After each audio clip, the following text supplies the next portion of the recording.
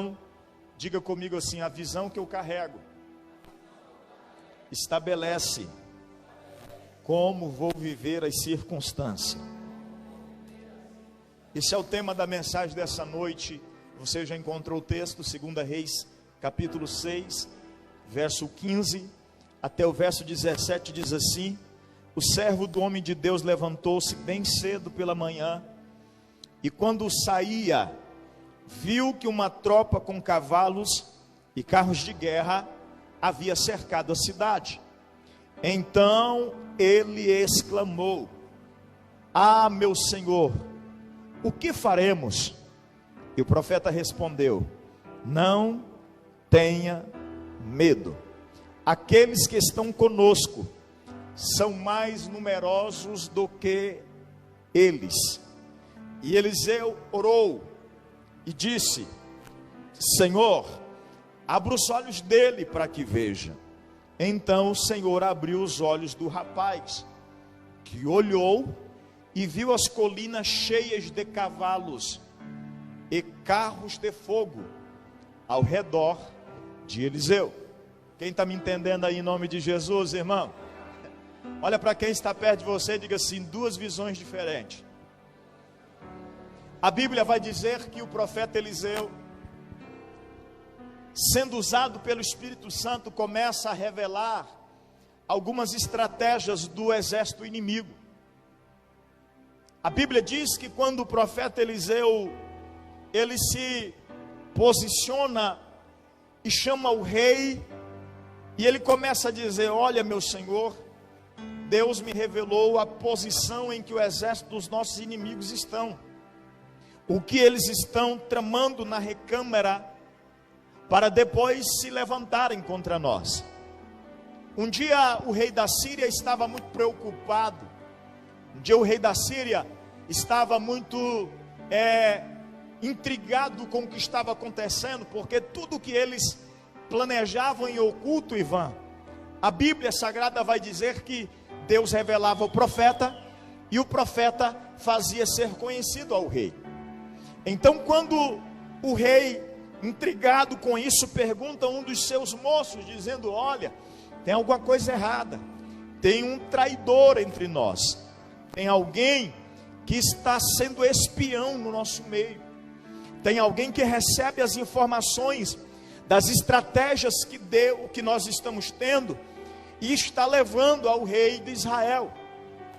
A Bíblia Sagrada diz que um moço levanta e diz: não, meu senhor, não tem nada a ver com o espião, é um profeta que está lá em Samaria, e que Deus mostra tudo para ele.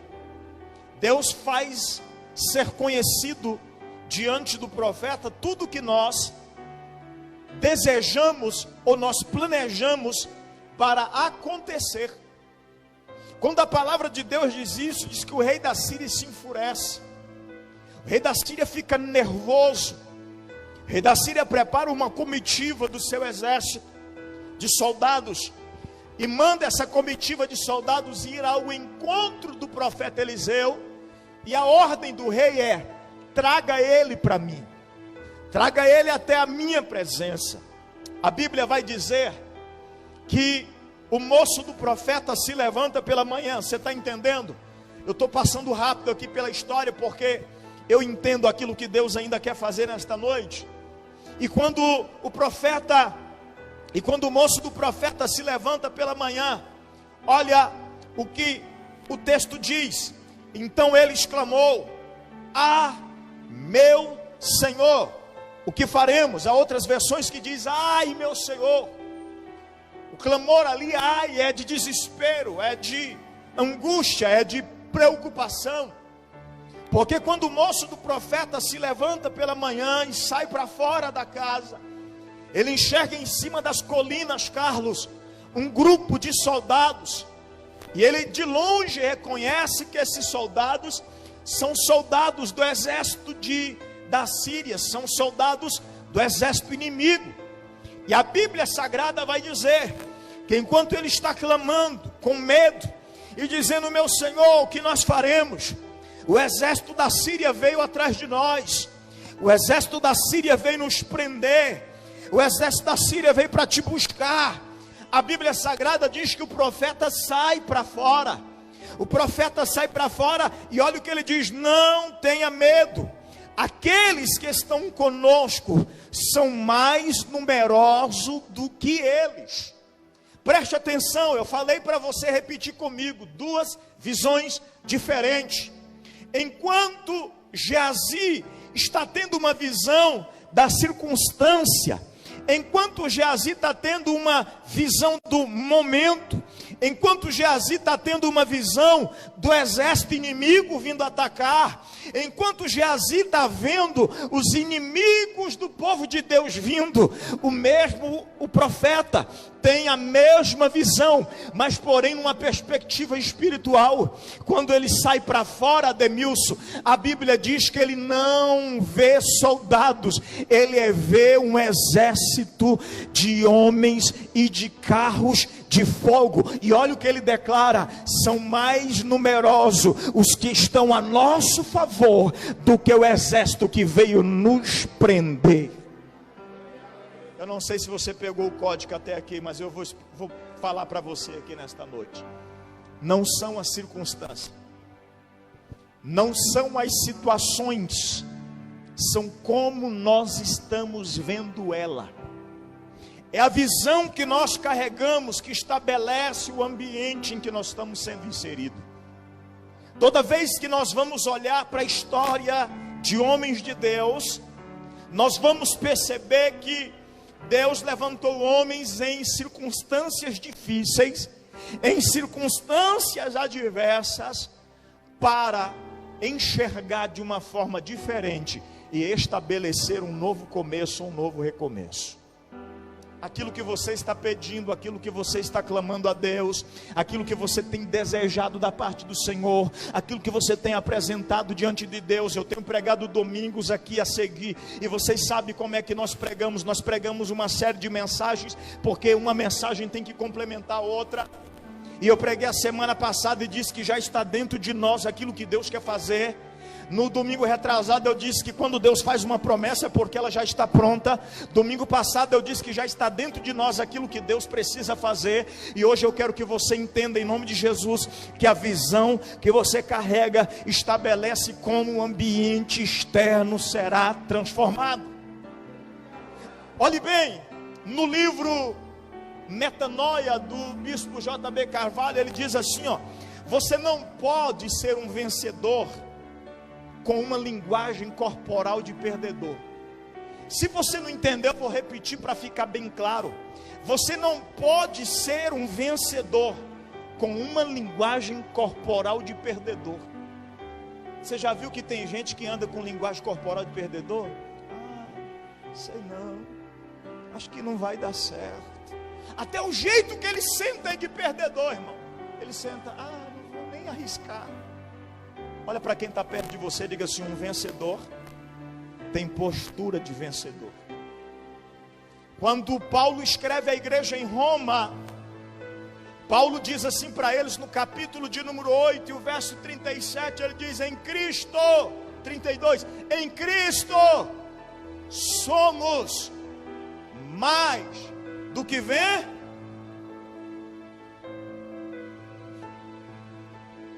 E Paulo está escrevendo isso para um grupo de pessoas que está sofrendo uma perseguição terrível.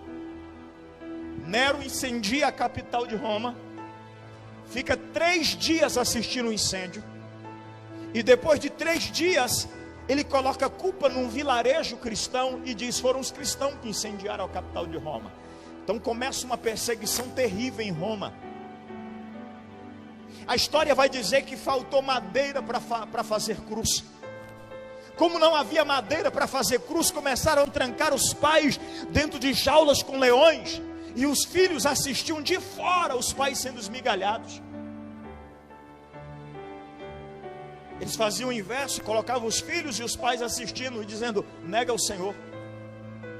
O que Paulo está dizendo para esse povo é: não deixem de ter uma postura de vencedores, não demonstrem fraqueza. Olha o que diz Provérbios 24:10: se te mostrares frouxo, outras versões vai dizer: se te mostrares fraco no dia da angústia, é que a tua força é pequena.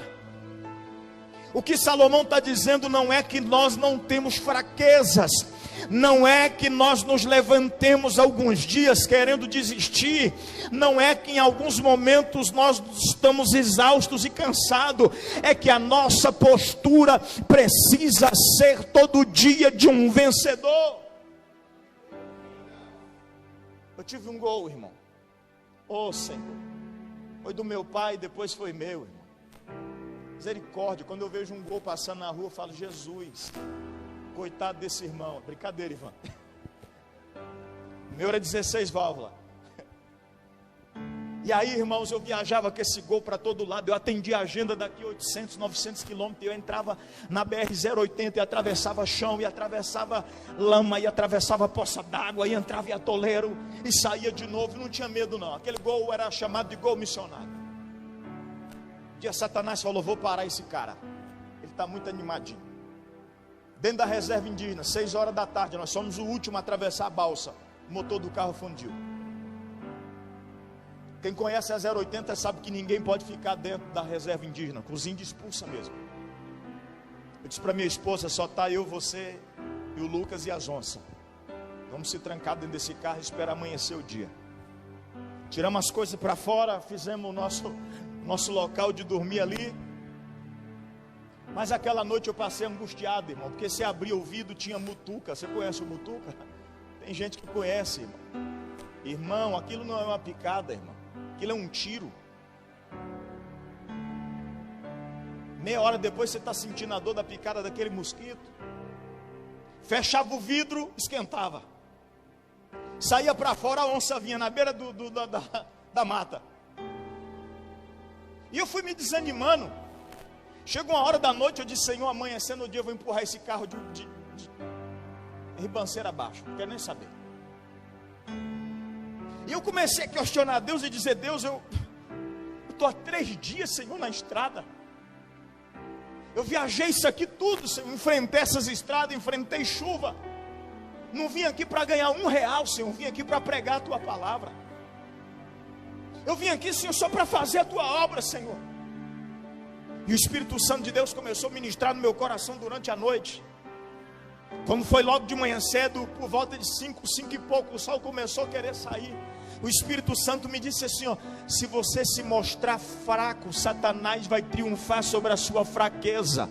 Mas se você se mostrar forte, acredite, Satanás não tem como trabalhar em cima daquilo que está acontecendo. Quando o Espírito Santo me disse isso, irmão, eu saí para fora do carro. A Daiane mais o Lucas acordou com o meu berro, que eu gritei bem alto. Eu disse: Satanás, tu se enganou, se achou que ia me parar. Hoje eu estou mais forte do que eu estava antes. E a próxima viagem que eu fizer para cá, eu passo aqui de caminhonete. A gente tem que parar de profetizar desgraça, irmão. A gente só está profetizando, não está dando certo. Eu acho que Deus não está me vendo. Se te mostrares fraco no dia da angústia, essa vai ser a única força que você vai ter. Se te mostrares fraco no dia da angústia, isso é a única coisa que você vai ser capaz de viver. Se posicione em nome de Jesus. Postura de vencedor, irmão, é alguém que levanta e diz: eu sei que o meu Redentor vive, e por fim vai se levantar sobre a face da terra. Não tem como ser vencedor com postura de perdedor. Não tem como nós ficarmos olhando para a circunstância e maximizando o problema. O problema de Geazi é que Geazi está olhando para a situação e dizendo: rodemos, já era, o exército vai nos levar preso. Eliseu sai, só que Eliseu tem outra perspectiva, irmão. A visão espiritual não anula a sua visão natural. Vou falar de novo: a visão espiritual não anula a sua visão natural, mas ela lhe dá poder para você enxergar além da sua visão natural. Enquanto Geazi está com a visão natural, olhando um exército, Eliseu sai para fora com a visão natural, olhando um exército e dizendo: já fiz a contagem, quem está com a gente é maior do que o número dos quais vieram nos prender.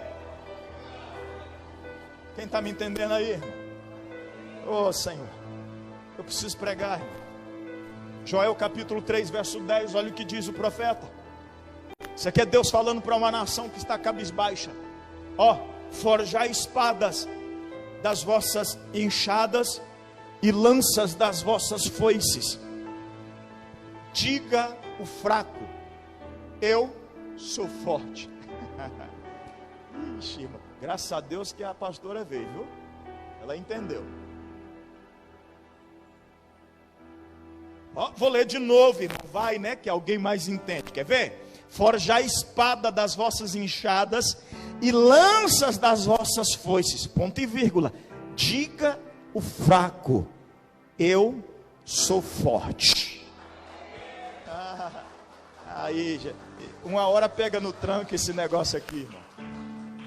Isso aí, vocês me ajudam a empurrar o carro aí, que aquilo que você fala inunda e domina gradativamente a sua forma de pensar. Isso aqui é Deus dando uma estratégia. Isso aqui não é um homem escrevendo dizendo, ó, fique dizendo, vocês são fortes, mesmo sendo fraco. É Deus.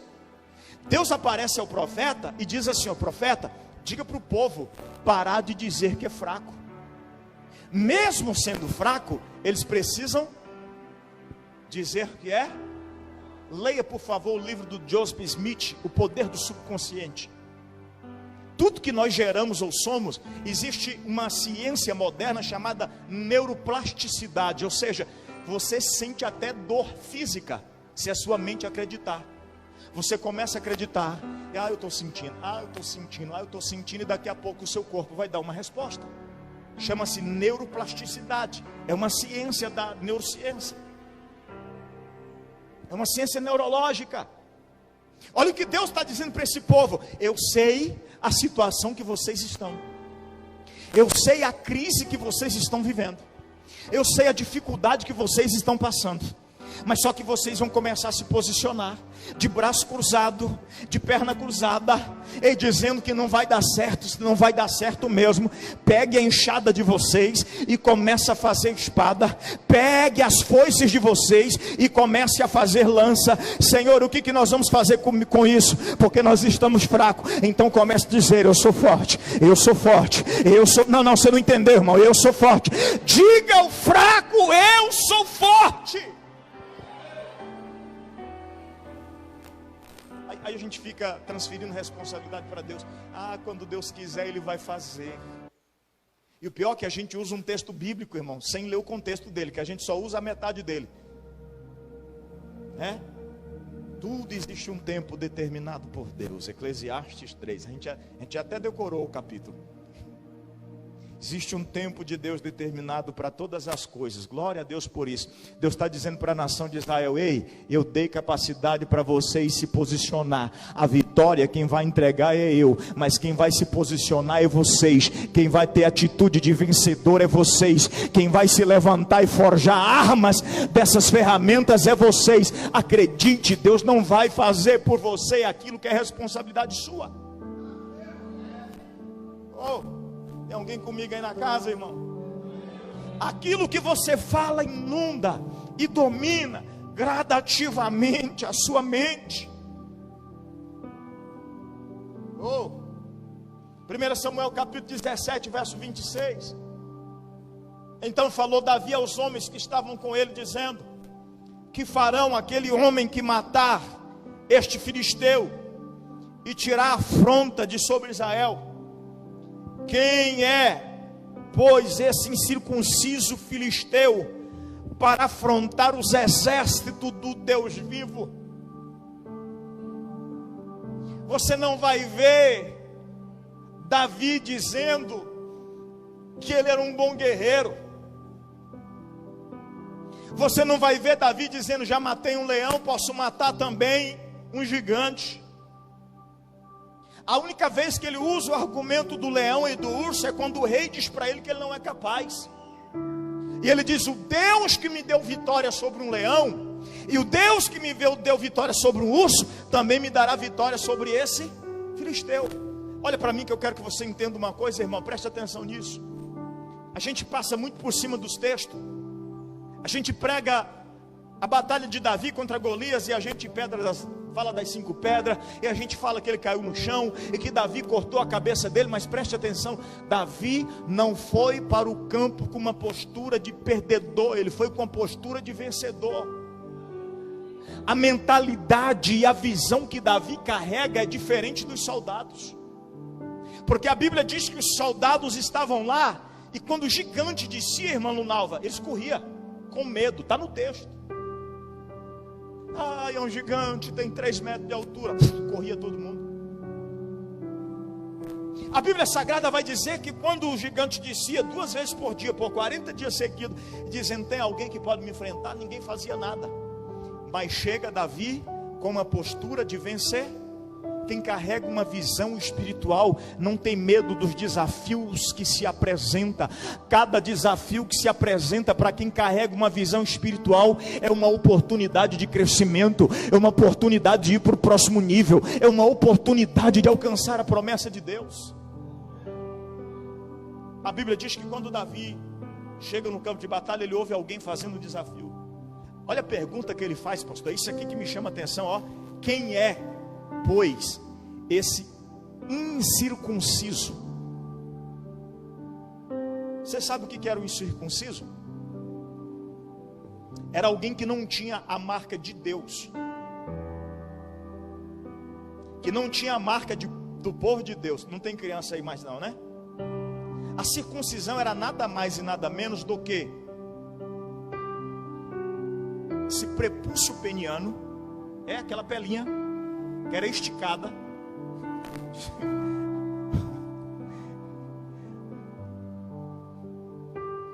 Eu lembrei da teologia do Jefferson aqui, me perdoe.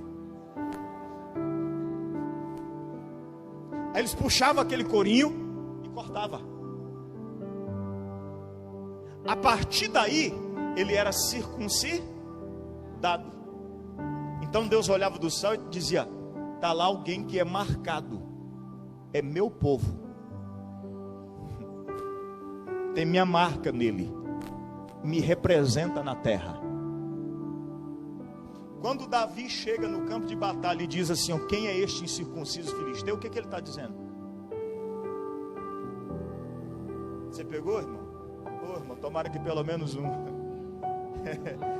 O que ele está dizendo, esse cara não tem marca de Deus, esse cara não é o povo de Deus, esse cara não carrega a marca dos céus nele, esse cara não tem o que nós temos para dizer que é um vencedor.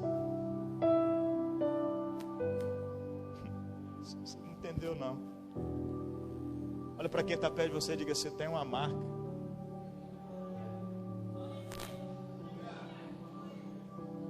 Ou fala de novo aí, irmão, só para desencargo de consciência, se você tem uma marca.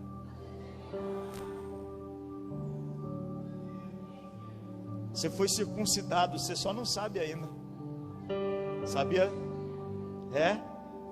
Atos 1:8. Ficai em Jerusalém, até que do alto vocês sejam revestidos. Você foi circuncidado, querido. Você tem uma marca. Você está com medo de quê? É que os caras que estavam lá no campo de batalha não tinham entendido isso. Mas Davi, quando ele chega com a visão carregada de Deus, pastor, ele olha para o desafio e diz assim, esse cara aí não pode fazer esse tipo de desafio, ele não carrega a marca de Deus, ele não tem a marca de Deus nele, ele não é povo escolhido de Deus. É por isso que Pedro vai dizer, vós sois geração eleita, sacerdócio real, nação santa, povo adquirido, para que anuncieis as virtudes daquele que vos chamou das trevas para a sua maravilhosa luz. Você foi chamado por Deus para carregar o sinal, a marca dos céus. Você não tem que ter medo da circunstância e nem da oposição que se levanta, porque o que você carrega, os seus inimigos não carregam.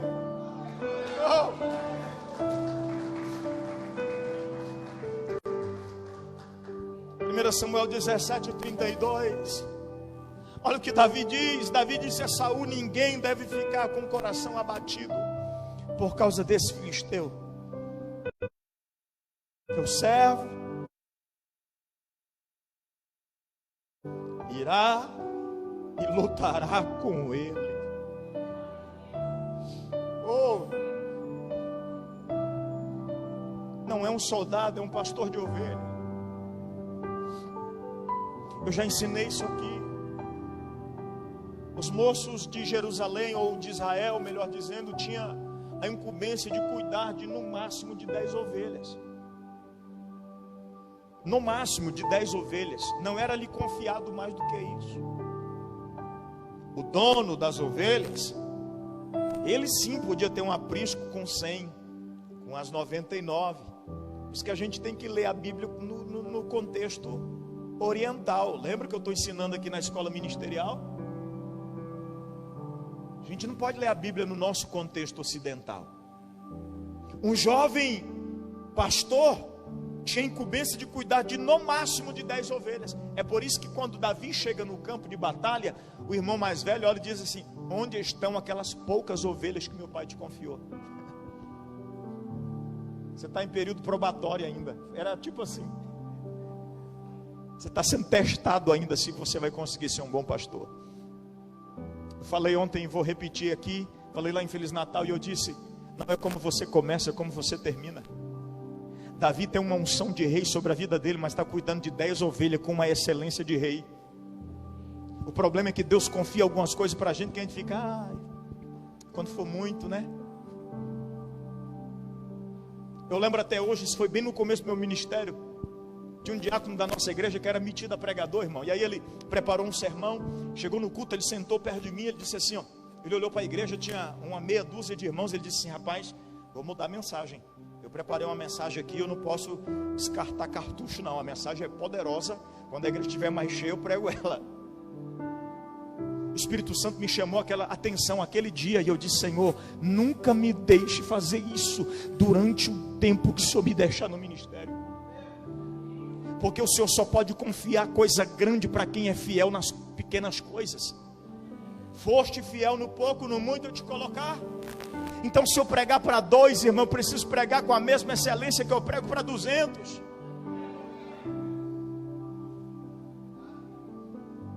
Se Deus me mandar organizar o negócio aqui, eu vou organizar como se fosse para 1000 e não para 50. Davi tinha essa característica de Deus, é por isso que ele está dizendo: ei, eu carrego uma mentalidade de governo. Eu estou pastor no campo, mas eu serei rei em Israel. Avisa para o povo aí, essa era a missão de um rei, viu, pastor Cristiano? Não deixar o povo. Você sabia que dependendo do rei, o discurso dele fazia com que os soldados entregassem a vida pela nação? Dependendo do discurso do rei, irmão, o povo ia embora. O quê? Se o discurso do rei está desmotivado desse tanto, vamos, ó. Mas o discurso do rei fazia com que os soldados se animassem a dar a própria vida em prol da nação. Diz que certa feita Napoleão Bonaparte era um cara extraordinário nos seus discursos. Mas um dia ele leu o cenário e disse assim: impossível. E no meio da batalha ele começou a gritar e dizer para os seus comandantes: avisem para os soldados retornarem.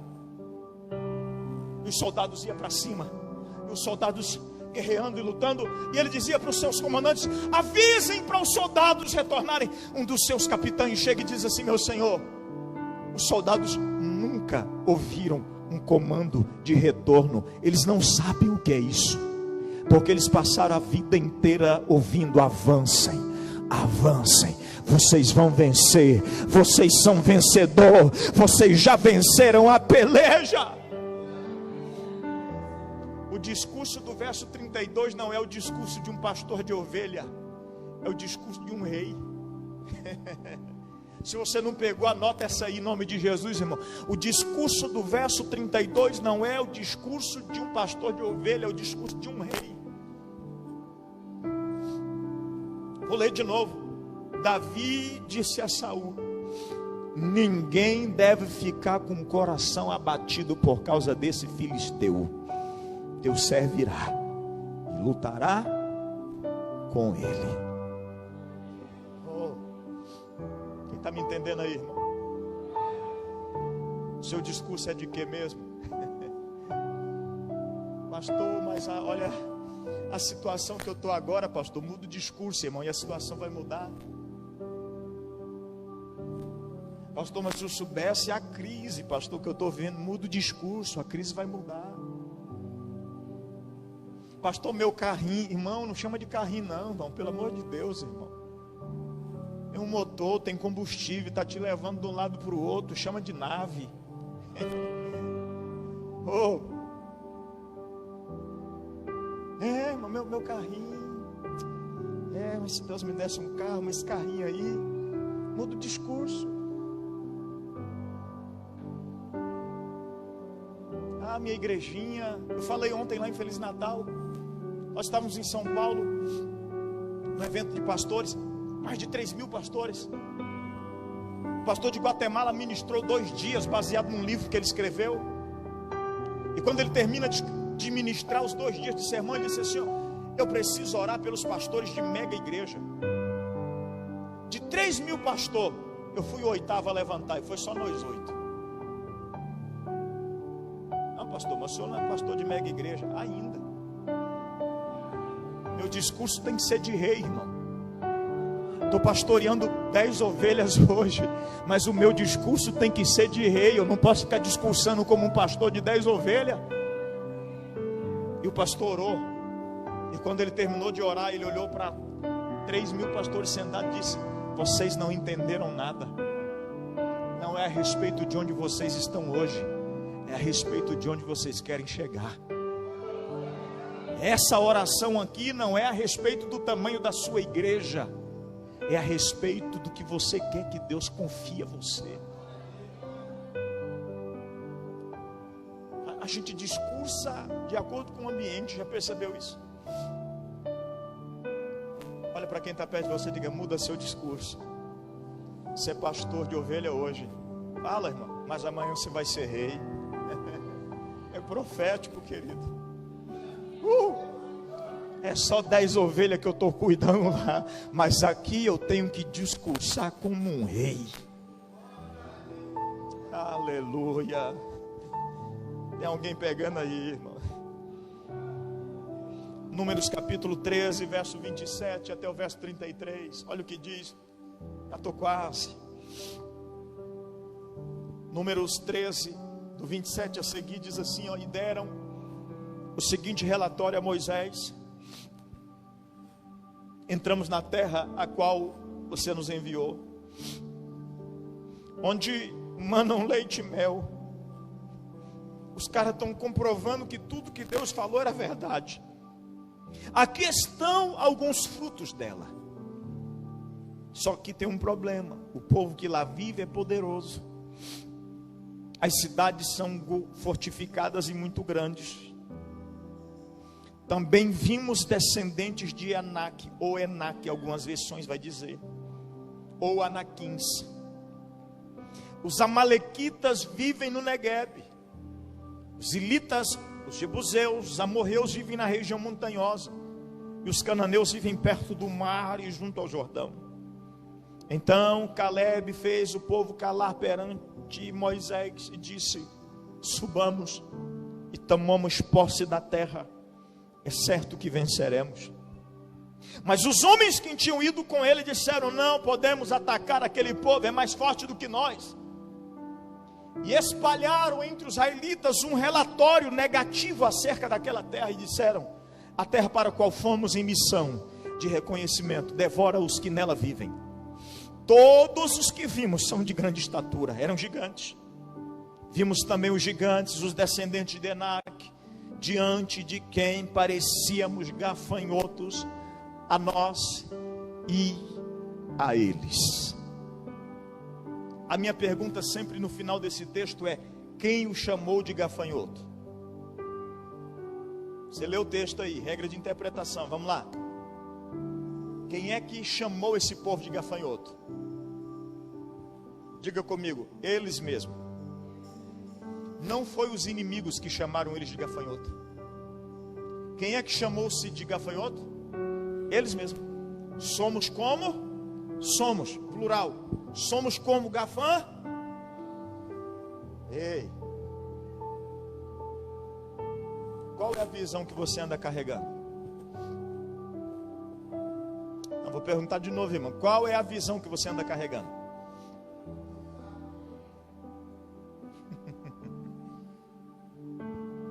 Se você carrega uma visão de coitadinho, é coitadinho que você vai ser. Se você carrega uma visão de gafanhoto, é gafanhoto que você vai ser. Salomão, Provérbios capítulo 27, ele diz assim: assim como pensa a sua alma, assim será. É aquilo que você alimenta, te torna.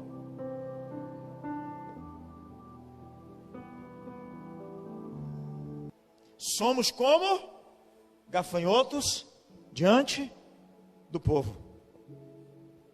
Mas a Bíblia Sagrada diz que um homem chamado Caleb, diz comigo Caleb, se posicionou dizendo: nosso Deus nos dará a vitória. Eu já preguei essa mensagem, um coração ensinável, está no canal do YouTube. Um coração ensinável. Você sabia que Caleb não era do povo israelita, do povo hebreu? Não havia povo israelita. Você sabia que não era do povo hebreu?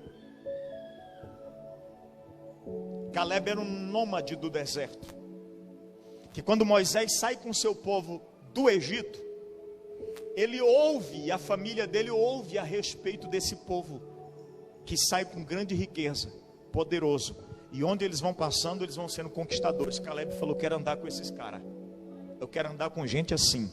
Olha para quem está perto de você e diga: com quem você está andando? Ô Jesus, eu não queria falar não, irmão, mas eu soltei já. Vou perguntar de novo: com quem que você anda andando? Caleb não era do povo hebreu, mas ele sabia que tinha um povo que onde passava tinha vitórias. Ele falou: quero andar com eles. E a Bíblia diz que Caleb colou em Josué e Moisés. 5 anos depois eles estão em Cades Barneia espiando a terra.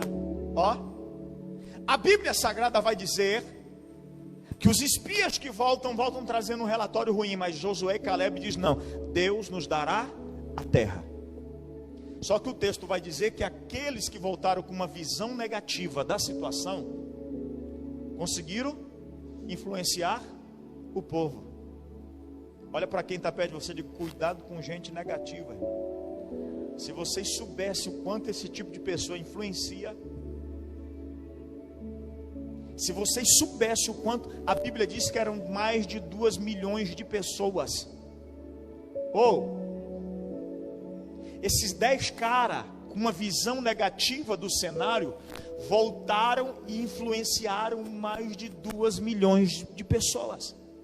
A Bíblia diz que o povo chorava e gritava tão alto que se ouvia nos vales do deserto o choro do povo. Mas Caleb e Josué continuam firme. Você lembra da história? Deus traz um juízo sobre a nação. Os 40 dias que vocês ficaram por causa da incredulidade de vocês, os 40 dias que vocês ficaram espiando a terra, vai se tornar em 40 anos. Os homens de 20 anos acima, ninguém pisa na terra, exceto Josué e Caleb, só os de 20 anos para baixo, porque Deus estava formando uma geração com uma mentalidade diferente. Eu não sei se você está entendendo, irmãos. Olha, o juízo de Deus foi para estabelecer uma nova forma de pensar. Dos de 20 anos para cima, ninguém, exceto Josué e Caleb. Dos de 20 anos para baixo, eu vou começar a formar uma nova mentalidade neles. Eu vou colocar uma postura de vencedor neles, e esses vão herdar a terra. 40 anos depois, Deus havia dado a terra para Caleb, através de Caleb para o povo. Caleb está repartindo, pastor. Ou Josué está repartindo. Caleb chega em Josué e diz assim: ó, eu tenho direito de fazer a escolha primeiro. Josué olha para ele e diz: é verdade, você tem. Ele falou assim: ó, eu quero a terra de Hebrom. Olha o que Josué disse para ele: não, você está doido? Tu é um homem de 85 anos de idade. Tu escolheu a terra que tem mais inimigos para lutar contra.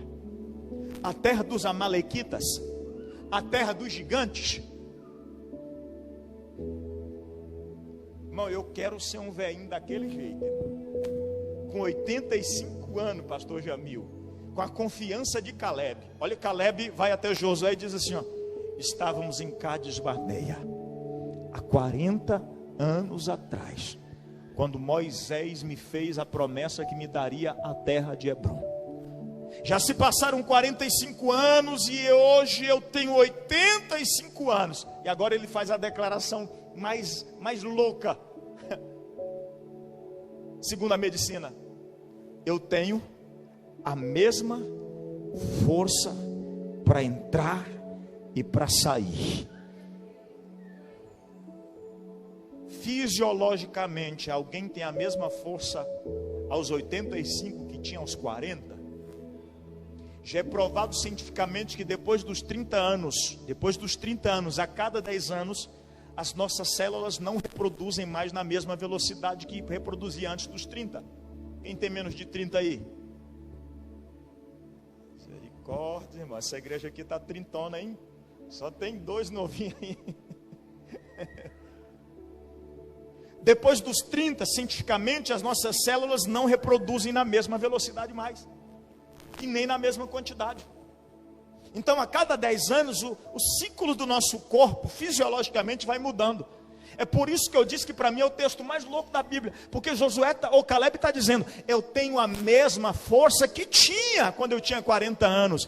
Fisiologicamente é impossível. Mas o que ele está dizendo é: a confiança que eu tinha em Deus há 45 anos é do mesmo tamanho. A confiança que eu tinha no Deus que eu servi lá no começo é a mesma que eu tenho agora. A confiança que eu tinha em Deus no começo da minha fé é a mesma confiança que eu carrego ainda. Eu vou falar, irmão, tem gente que já parou de confiar em Deus faz tempo. No começo da fé, irmão, Jesus, coitado era do Satanás, que levantava de manhã cedo já falando: Satanás entrou hoje na frente, eu dou um chute nele. Passou 10 anos, 15 anos, 20 anos de fé, e será, Deus, não sei mais. E Deus está dizendo que Ele te trouxe hoje aqui para restaurar a sua força. A mesma força que você tinha há 45 anos atrás é a força que Deus vai te dar hoje. O mesmo nível de confiança que você tinha no Deus do povo hebreu é o mesmo que Deus vai te dar hoje em nome de Jesus. Não é a respeito da circunstância, é a respeito da visão que você carrega. Um dia me falaram: pastor, o senhor não acha que é muito sensacionalista, não? Eu disse: irmão, se depender da quantidade de milagre que eu já vivi e experimentei, eu estou contando pouco o que Deus fez na minha vida ainda. Se depender do que Deus já realizou na minha vida, vocês não iam me aguentar não, irmão. E por que, pastor, que a gente, no meio da caminhada, foi perdendo o interesse? Por que no meio da caminhada a gente foi perdendo a confiança? Por que no meio da caminhada a gente foi perdendo a fé? Por que no meio da caminhada a gente foi desacreditando o que Deus podia fazer? Porque nós fomos trazidos para o Evangelho debaixo de uma mentira. E aí me perdoe a minha crítica. Disseram para nós que ia ser só vitória. E acredite ou não, a igreja alguns anos atrás foi doutrinada por canções. Só vitória, só vitória. Era assim nossos hinos, lembra? Só vitória, só vitória, só vitória. Tem sabor de mel. E a gente acreditando. É só maravilha. Depois que eu vier para o Evangelho, está garantido. Olha para quem está perto de você, diga assim: no reino você entra perdendo, para depois você ganhar. Só que mentiram para a gente que no reino a gente vinha para ganhar. Mude a sua postura hoje e comece a carregar uma postura de vencedor. Se a gente for olhar teologicamente, na teologia da prosperidade, pastor, Paulo foi o cara mal sucedido da história. Foi ou não foi?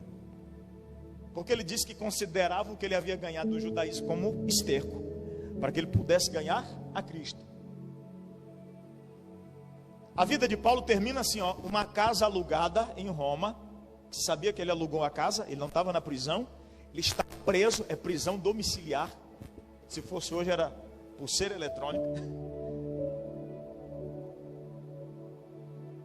Quem estava ajudando Paulo eram os irmãos de Filipe, por isso que ele diz assim, ó, maravilho-me que hoje vocês se lembram de mim. Não que vocês tivessem esquecido, mas que há algum tempo vocês não. E agora vocês contribuem para que. Paulo está numa casa alugada. Quem paga o aluguel é os irmãos de Filipe. Quando ele pede para trazer os pertences dele, adivinhe quantos pertences ele tinha? 2. Ele disse para Timóteo, quando vier, passa em Troade e me traga os livros e a capa. Irmão.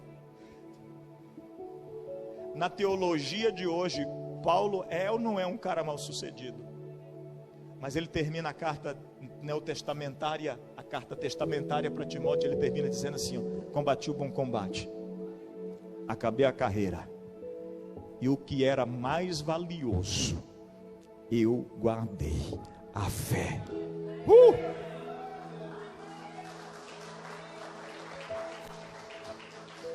Olha para quem está perto de você e diga assim, existe algo que ninguém pode te tirar.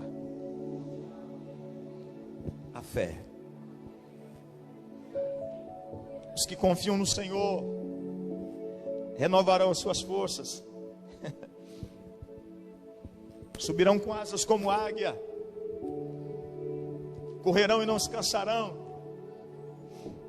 Caminharão e não se fadigar.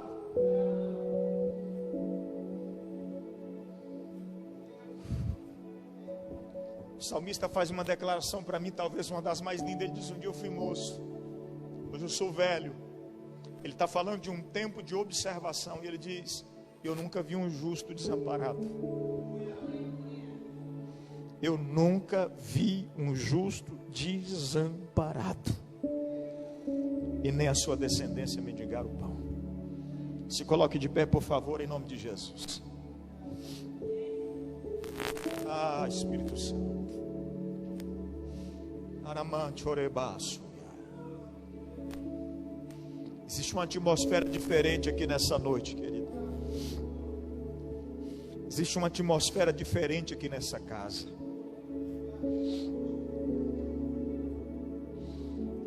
Deus está dizendo que é um tempo de ativação profética sobre a sua vida. Digo fraco, eu sou forte. Digo fraco, eu sou forte.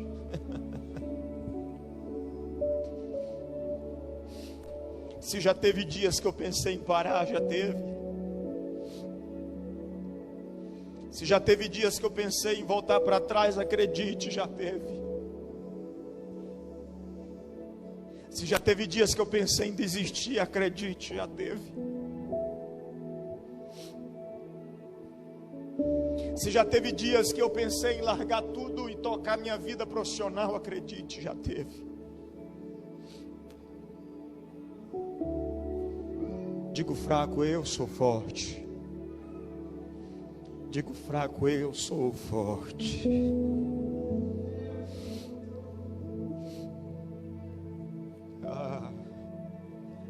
O Espírito Santo está dizendo para você que quer renovar as suas forças.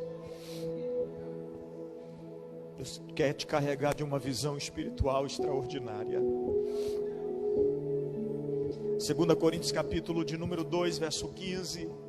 O apóstolo Paulo escreve aos Coríntios dizendo que o homem carnal não discerne nada. Ele não pode compreender as coisas do Espírito. Mas o homem que é espiritual, olha o que Paulo diz, discerne todas as coisas. E para mim o ápice desse texto não é ele discernir todas as coisas, é o que vem depois. E de ninguém ele é discernido. Por isso que tem gente que olha para a gente e pergunta, como é que ele consegue? Tem gente que olha para a gente e diz, como é que ela dá conta? Tem gente que olha para você e diz assim, por que ele continua lá? Tem alguém que olha para você e diz, para que ele continua nesse negócio de crença? Oh, o homem espiritual, além de discernir tudo, ninguém consegue discernir ele. Para mim a máxima da visão espiritual é essa, não é discernir tudo, é não ser discernido por ninguém. é as pessoas ficar procurando, hein? Como é que ele faz, hein? Ih, tem uns curiosos, irmão, que doidinho. E como é que é lá? E como é que Deus está fazendo na vida dele, hein?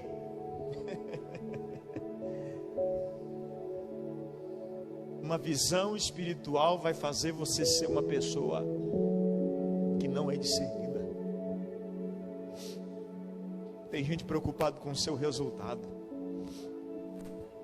Tem gente preocupada com as portas que se abrem para você. Tem gente intrigada com as bênçãos que Deus manda ao seu alcance. Tem gente preocupada com como é que você vive tanto extraordinário.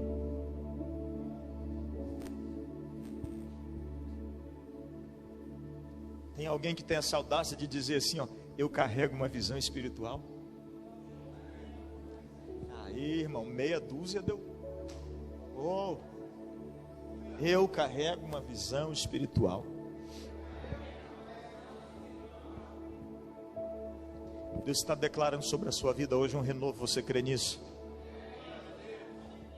Então eu vou te convidar a se aproximar de uma pessoa. Talvez você já esteja perto de alguém conhecido, você vai se aproximar.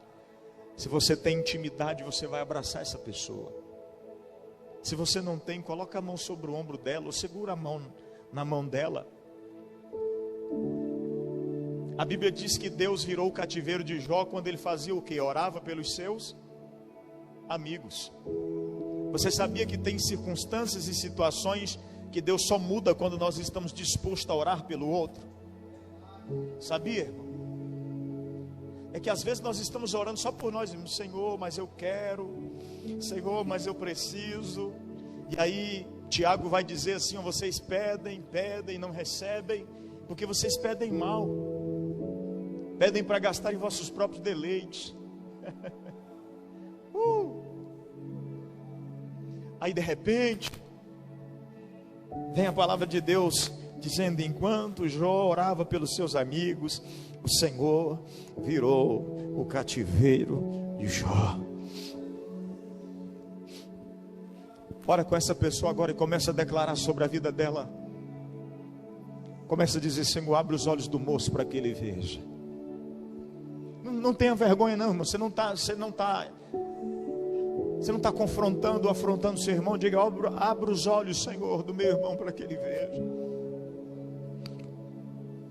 Essa foi a oração que Eliseu fez por Geazi. Geazi está gritando, ei, vamos morrer.